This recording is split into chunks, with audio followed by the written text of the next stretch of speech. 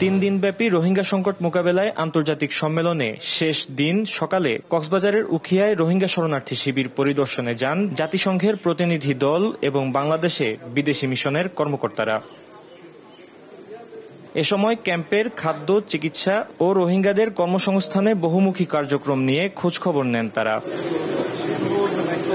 রোহিঙ্গারা সাধারণ মানুষের মতো জীবনযাপন করতে পারছে না জানিয়ে মিয়ানমারের জন্য স্বাধীন তদন্ত ব্যবস্থা প্রধান জানান তারা নিজ দেশে ফিরে যেতে চায়। They're not living as normal human beings, and the messages that we've heard the last several days from listening to the Rohingya, and I've been hearing it since I started coming here 6 years ago. We want to go home and when it's safe to do so. So we want to do everything we can to try to get to that situation that one day it's safe, they can return and they can live in a dignified way.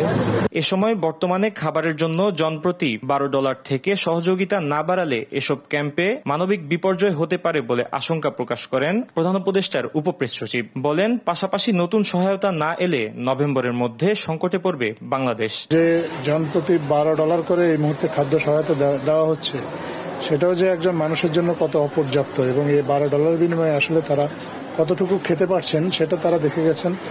এটা বাড়ানো যদি সম্ভব নাও হয়, কোনো কারণে যদি কমে যায়, তাহলে এখানে যে মানবিক বিপর্যয়টা হবে সেটা আজকে যারা অতিথি এসেছেন তাদেরকে বোঝানোর চেষ্টা করা হয়েছে, তাদেরকে সরেজমিনে দেখানোর চেষ্টা করা হয়েছে। সম্মেলন শেষে রোহিঙ্গা ক্যাম্প পরিদর্শন আন্তর্জাতিক সহায়তা বাড়াতে সহায়ক হবে বলেও আশা প্রকাশ করেন প্রধান উপদেষ্টার উপপ্রেস সচিব।